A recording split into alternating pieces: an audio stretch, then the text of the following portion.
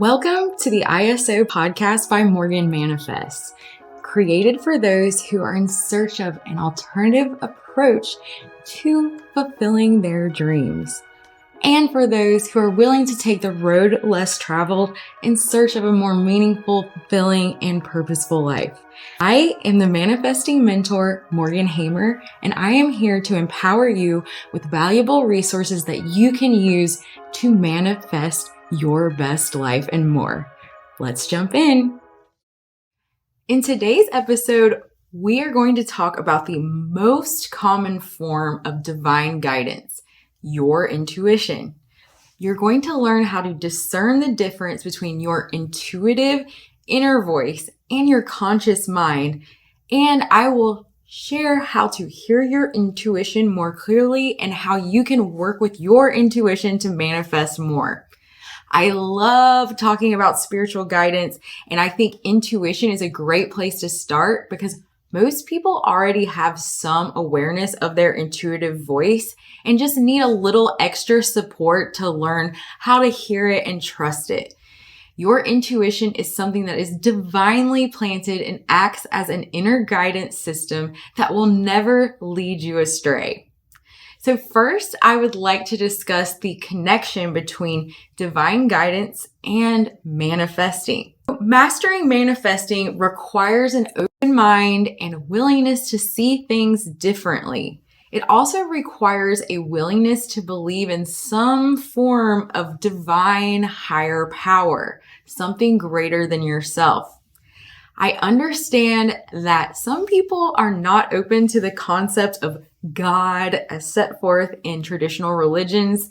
The good news is this is not necessary to learn to manifest. However, one must believe in some form of infinite intelligence, divinity, life force, or some kind of purposeful creator in order to tap into those resources necessary to manifest that truly authentic, purposeful, and aligned life. For those who are completely turned off from spirituality, I encourage you to learn more about quantum physics, which can offer a little bit more of an empirical explanation of co-creating with unseen forces. But regardless of what you do believe, in order to truly manifest your heart's desires, you must be willing to build a relationship with a power greater than yourself. You should be open to the idea that you are a material form inhabited by a soul that is connected to and an expression of some higher power, the universe, God, source energy, whatever you want to call it. Essentially, you should at least be open to the idea that the universe is conscious and you are some expression of that consciousness. It's okay if you don't completely buy in or understand in the beginning of learning how to manifest, so long as you're open to this idea. And my manifesting approaches are so effective because they require you to go deep within yourself to permanently heal the wounds that hold you back from aligning with your true desires. And in the process of healing these wounds, you're able to also overcome the inner blocks that stand between you and those divine parts of yourself, including your intuition and other forms of spiritual guidance. So, what is intuition anyway? Intuition is your inner voice. It is your deepest knowing that transcends the material realm. It is a vessel of divine truth and guidance. It is not influenced by fear or your past experiences. Intuition is difficult to explain scientifically because it is a spiritual phenomenon. It functions to guide you, keep you protected, and it helps you stay on the path towards connecting to your highest self. Sometimes intuitive messages come through to you as a subtle voice, an inkling, a gut feeling, or just a faint nudge. It may be your intuition speaking when you feel like you have a good read on another person without actually knowing or previously interacting with them. Similarly, your intuition may preemptively send warning messages if a situation or a person is unsafe or off in some kind of way. For example, you may intuitively avoid a car accident by taking a non-traditional route back home from work without even really consciously thinking about it. You just take a different drive home and then find out, oh, there was a car wreck at that intersection that I almost always drive through. Stuff like that happens all the time. You may also hear intuitive messages that sound like vague instructions that don't really make sense at the time. You may hear your inner voice directing you to go to a specific place or connect with a specific person, only to find some unforeseen or unexpected benefit upon following that nudge. The difference between your conscious thoughts and your intuition can be discerned based upon how the message feels. Intuitive messages may be subtle, but they resonate at a core, hence the saying, gut feelings. Your mental voice narrates and labels what it observes, whereas your intuition goes beyond your conscious observations as well as your subconscious programming. Your mental voice is the voice you hear in your head that narrates what is being observed as you experience your life. You may notice your mental voice speaking as if it was working through problems, reflecting on past events, or planning for the future. Think of your mental voice as a tag-along, like a little roommate that's kind of trapped in your mind, chattering about what your conscious mind is focused on at any given time. In order to connect with your intuition, you need to understand the difference between yourself, your mental voice, and your intuitive voice. You can start by taking a step back to observe the mental voice when it speaks in your head. Begin to notice how you are actually separate from that voice as you listen to it speaking and describing whatever it is observing or whatever problems it's solving. Once you can disassociate your actual self from the mental messenger, that little narrator in your head, you may be able to better discern the difference between the mental chatter and your intuitive voice. Your intuitive messages are also from a source that is separate from yourself. However, you are the vessel, the conduit, or the channel that receives these messages from outside of yourself. Whereas your mental voice is like a screensaver of messages playing in your head, but your intuitive messages come through as deep gut knowing, and they are never fear-based. It's okay if you have absolutely no idea what your intuition sounds like yet. Accessing and hearing intuitive messages is a practice. Learning to trust and follow these messages is the second step. The most important thing in the beginning is that you are willing to understand and learn more about using intuition as a tool to help you align with your manifestations. So the following are some common barriers that stand between you and accessing your intuitive inner voice. Limiting beliefs from societal or familial programming, such as I'm too fat to be loved, or women are supposed to be modest and submissive, or anything that is fear-based. These limiting beliefs that come from that programming, from that childhood trauma that are kind of looping around in your head. These messages or your shadow aspects from your subconscious programming can often overshadow your intuitive voice, or it's just hard to discern which is which.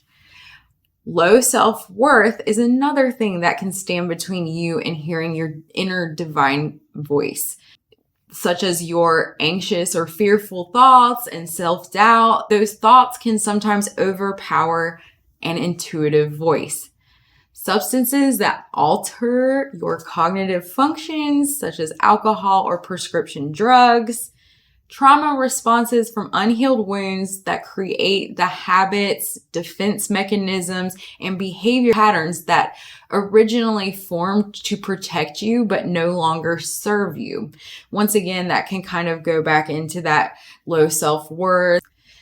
Resistance to quiet or being alone and stillness or connecting with the present moment is oftentimes something that can stand between you and your intuitive voice. If you're never quiet, if you never slow down, if you never stop to smell the roses and center, then oftentimes you have too much going on, too much noise around you in order for you to hear that divine guidance. And then finally, poor physical health, improper nutrition, dehydration, sickness, or disease. Those things can also stand in between you and your intuitive voice. So now that you're aware of some of the things that can kind of get in the way, I want to discuss how you can begin to try to invite that connection with your intuition. The first step to hearing and recognizing intuitive messages is to be aware that they exist in the first place. There's no guaranteed action steps that you can take to generate intuitive messages, but there are some steps that you can take to get more present in order to hear these messages more clearly. So, some steps to connect with your intuition. First and foremost, have a presence or mindfulness practice. This can be as simple as carving out 5 minutes a day to cut off all outside noises and just focus on your breathing. If you want to rev it up a little bit, try and hop on YouTube and find some guided meditations, or maybe there's something else that you like that works for you that helps you get present and begin to be more mindful. Meditating regularly. You can do this using relaxed reprogramming exercises that I include in my courses. You can find guided meditations on YouTube once again, or you can create your own meditation practice that works for you. Something that really works well for me is when I do activities that get me into a flow state. Do the things that light you up, that help quiet your mind and help you lose your sense of time and where you are. For example, a lot of times my intuitive messages come when I am lost in a task, like mowing the yard, or even when I'm showering and going through my little bathing ritual, or when I'm washing the dishes, or when I'm doing creative stuff. A lot of times my mind is clear, and that's when I receive these little pings, these little messages. Practicing yoga or fitness to get present and back into your body. That's a great way to invite intuitive messages. And also the upside of yoga is many yoga practices also include a level of mindfulness or meditation. Fitness is helpful because it gets you out of your head and into your body and into that present moment.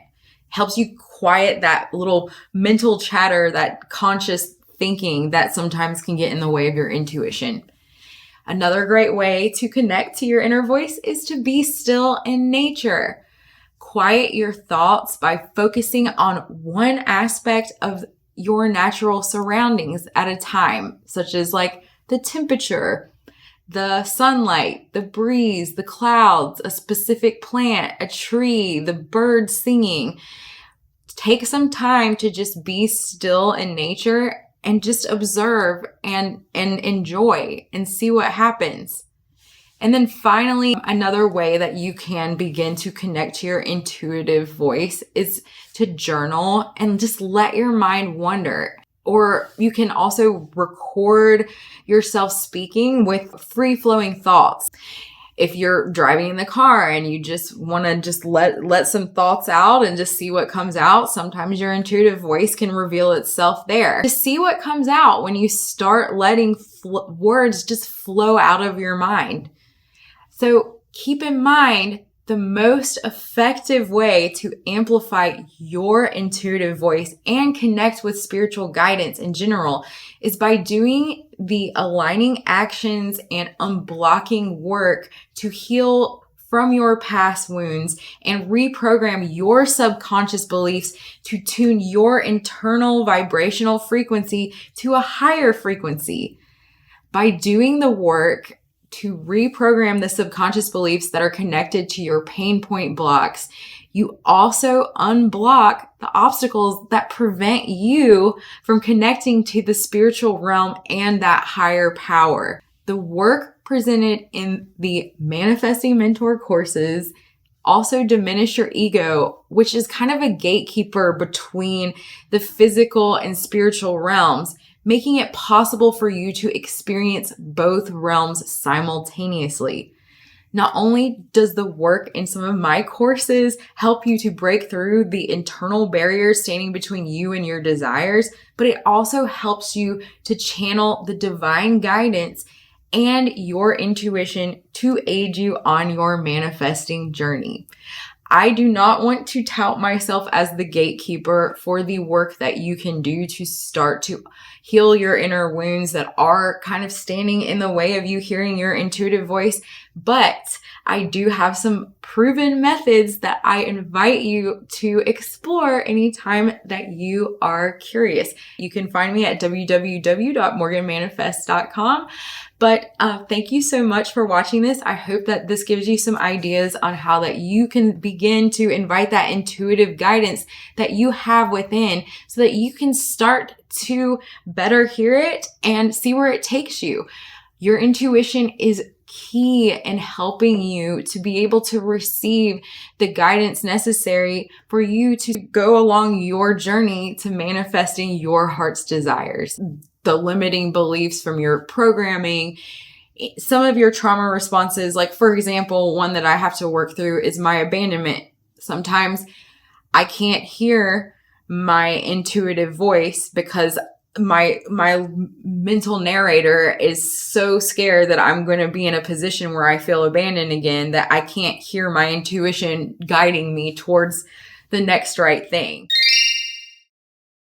If you like this episode, please take a moment to like it, share it, write a review, subscribe to my channel. Whatever you feel compelled to do would be amazing. This helps me connect with and support more amazing people in search of more aligned ways to level up and manifest. Thank you for listening. And remember, what you're seeking is seeking you. It's up to you to claim it.